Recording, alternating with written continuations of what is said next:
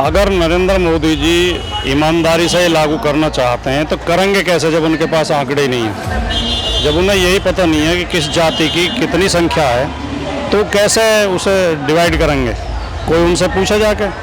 तो ये इसका मतलब ये है कि इनका पाखंड है, केवल ओबीसी में डंडा डालने के लिए किया जा रहा है, ओबीसी में विभाजन के लिए किया जा रहा है, ताकि ये लोग आपस में बट जाएं, एक दूसरे की टांग खिंचाई करें। उनकी नीयत साफ नहीं है। ईडी, सीबीआई और इनकम टैक्स का उपयोग नहीं, दुरुपयोग कर रहे हैं विपक्ष की आवाज़ को दबाने के लिए, विपक्ष का उत्पीड़न करने के लिए, विपक्ष के चुनाव को डिस्टर्ब करने के लिए ये सरकारी एजेंसियों का दुरुपयोग कर रहे हैं। और ये उल्टा पड़ेगा बीजेपी को। दुनिया का इतिहास गवाह है कि सरकारों ने जब जब तानाशाही की है और जब जब दमन के रास्ते पर सरकार चली है तो जनाक्रोश और ज़्यादा मजबूत हुआ है और सरकारों को उसका नुकसान हुआ है। एक अंतिम सवाल,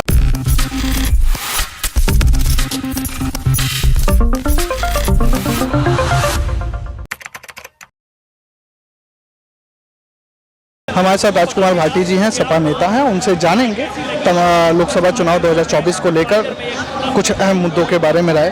भाटी साहब, नेक्स्ट 9 न्यूज़ से बात करने के लिए। जी नमस्कार। सवाल मेरा सबसे पहले ये है, आज गुर्जर समुदाय के धरना प्रदर्शन पर आए आप, और उसी के समानांतर देश के अंदर जातिगत जनगणना की भी बात चल रही है। बिहार ने जिस रूप में सार्वजनिक किए जातिगत जनगणना के आंकड़े, तो मैं सबसे पहले सवाल यही है कि गुर्जर समुदाय जो लगातार प्रयासरत है सरकारी और सार्वजनिक सेवाओं में मौक़ों को लेकर, आरक्षण को लेकर, लेकिन अभी तक आरक्षण की गुर्जर समाज को लेकर वो एक बात सरकारों की तरफ से निकल कर नहीं आई है। सरकारें तमाम रही और तमाम सरकारों के सामने अपनी बातें भी रखी। देखिए, जब देश आज़ाद हुआ और देश का संविधान लिखा गया तो उसमें सामाजिक न्याय की कल्पना की गई कि ये देश हजारों साल तक सामंतवादी सिस्टम में रहा है, जातिवादी ऊंच नीच की भावना और ये सब रही हैं। तब देश आज़ाद हो गया तो हर वर्ग की उन्नति और विकास हो सके, इसके लिए हम सामाजिक न्याय लेकर आएंगे। और संविधान के प्रेम्बल में भी और संविधान में अनुच्छेद 339, 340, 341 इस बात की गारंटी देते हैं कि सामाजिक, आर्थिक, राजनीतिक न्याय।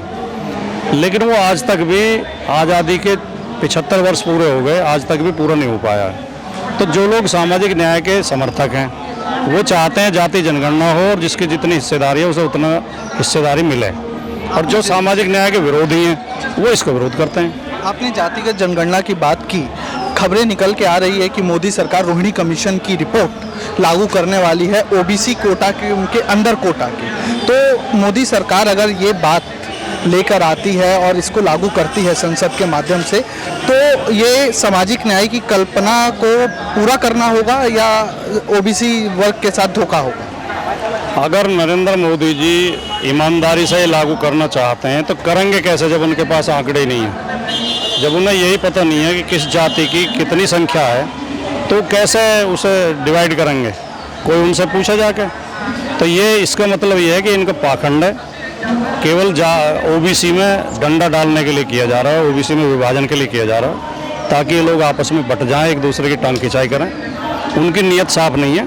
और मैं मोदी जी से निवेदन करना चाहूँगा कि वर्गों में बांटने से पहले जो ओबीसी का कोटा उसे तो पूरा कर दो।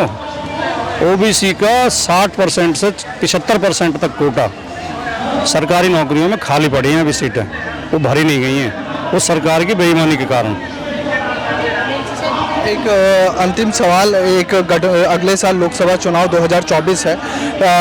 2024 की वैतरणी में उतरने से पहले देश का जो ये चुनाव है 2 गठबंधनों में बंटता दिख रहा है। एक तरफ इंडिया गठबंधन है और दूसरी तरफ भाजपा नेतृत्व वाला एनडीए गठबंधन है।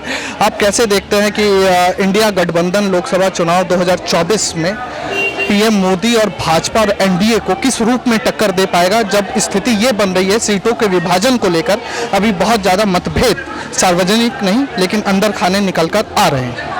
आप पिछले 1 महीने के दोनों गठबंधन के नेताओं के बयान उठा के पढ़ें और उनकी समीक्षा करें। इंडिया गठबंधन का एक एक नेता, चाहे वो किसी भी पार्टी का, एक सुर में बोल रहे हैं हर मुद्दे पर, किसान के मुद्दे पर, मजदूर के मुद्दे पर, बेरोजगारी के मुद्दे पर, महंगाई के मुद्दे पर, जाति जनगणना के मुद्दे पर। जाति जनगणना के जो कांग्रेस पहले खिलाफ थी अब वो बढ़ चढ़ का समर्थन कर रही है। आम आदमी पार्टी भी कर रही है, ममता बनर्जी भी कर रही है, नीतीश कुमार भी कर रहे हैं, हमारे तमाम नेता एक सुर में बोल रहे हैं और हमारी सीटों का बंटवारा भी लगभग आधा काम हमारा हो चुका है। बहुत आपसी भाईचारे के साथ, एकता के साथ हो जाएगा। ये केवल ये भ्रम पैदा करते हैं बीजेपी और बीजेपी का जो पिछलग्गू मीडिया है कि इनमें मतभेद होंगे।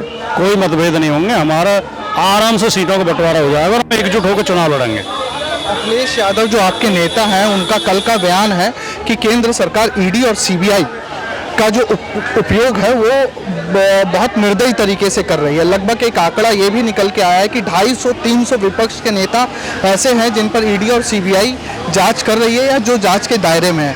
5 अक्टूबर को संजय सिंह की गिरफ्तारी की गई। क्या लगता है कि ईडी और सीबीआई का डर दिखाकर विपक्ष को कमजोर करने की स्थिति बनाई जा रही है? ईडी, सीबीआई और इनकम टैक्स का उपयोग नहीं, दुरुपयोग कर रहे हैं। विपक्ष की आवाज़ को दबाने के लिए, विपक्ष का उत्पीड़न करने के लिए, विपक्ष के चुनाव को डिस्टर्ब करने के लिए ये सरकारी एजेंसियों का दुरुपयोग कर रहे हैं और ये उल्टा पड़ेगा बीजेपी को। दुनिया का इतिहास गवाह है कि सरकारों ने जब जब तानाशाही की है और जब जब दमन के रास्ते पर सरकार चली है तो जनाक्रोश और ज़्यादा मजबूत हुआ है और सरकारों को उसका नुकसान हुआ है। एक अंतिम सवाल मैं आपसे करना चाहता हूँ। जेपी नड्डा का 2 दिन पहले का बयान है कि जो विपक्ष का गठबंधन है उसमें अधिकतर दल वो हैं जो परिवार द्वारा संचालित या व्यक्ति केंद्रित गठबंधन है। तो अगर जनता विपक्ष को वोट देती है तो एक परिवार, एक व्यक्ति या एक समुदाय का भला होगा, और अगर बीजेपी या एनडीए को वोट करती है 24 में तो पूरे देश का भला होगा, देश आगे बढ़ेगा। इस बयान को सपा नेता के तौर पर आप कैसे देखते हैं? भारतीय जनता पार्टी का जो गठबंधन है एनडीए, उसमें जो वो आई है एनसीपी, शरद पवार जी के भतीजे अजीत पवार के साथ गठबंधन उसने किया, तो इसे परिवारवाद माने कि नहीं माने? जो अकाली दल कल तक इनके साथ था उसे परिवारवाद माने कि नहीं माने? उत्तर प्रदेश में अपना दल है जो सोनेलाल पटेल की बेटी अनुप्रिया पटेल इनके साथ हैं, उसे परिवारवाद माने कि न माने? बिहार में एलजेपी है, रामविलास पासवान के बेटे और भाई बीजेपी के साथ हैं, उसे परिवारवाद माने कि न माने? फिर उसे छोड़ दें गठबंधन को, बीजेपी में आ जाएं। प्रेम कुमार धूमल के बेटे अनुराग ठाकुर केंद्रीय मंत्री हैं, राजनाथ सिंह के बेटे पंकज सिंह नोएडा से विधायक हैं, लालजी टंडन के बेटे मंत्री हैं, कल्याण सिंह के बेटे मंत्री, पोते मंत्री, बेटा सांसद, बहू जिला पंचायत चेयरमैन। कोई नेता ऐसा नहीं है जिसके बेटे बहू न हो। उत्तर प्रदेश के मुख्यमंत्री योगी आदित्यनाथ, जिनका असली नाम अजय सिंह बिष्ट है, इनके चाचा कृपाल सिंह बिष्ट, जिन्होंने अपना नाम बदल के महंत वैद्यनाथ कर लिया था, वो गोरखपीठ के महंत थे, वहीं से सांसद थे। जब उन्होंने अपना उत्तराधिकार सौंपने की बात आई तो अपने भतीजे को लेकर आए उत्तराखंड से, कोई और उन्हें योग्य आदमी नहीं मिला। इसे परिवारवाद माने कि न माने, ये केवल अब बीजेपी की बौखलाहट और तड़फड़ाहट है। जब दिया बुझता है नहीं, आखिरी समय में तड़फड़ाता है। ये परिवारवाद राजनीति में चलता ही नहीं है। राजनीति में हर आदमी को जनता का आशीर्वाद लेकर आना पड़ता है। अगर व्यक्ति में योग्यता होगी तो उसे चुनेंगे, और अगर अयोग्य होगा तो चाहे किसी प्रधानमंत्री का, मुख्यमंत्री का बेटा हो, उसे जनता आउट कर देती है। तो ये मुद्दा बहुत ज़्यादा महत्वपूर्ण नहीं है। अच्छा, एक अंतिम सवाल आपसे मैं चलते चलते ये लेना चाहूँगा। अखिलेश यादव कांग्रेस को जगह देंगे यूपी में?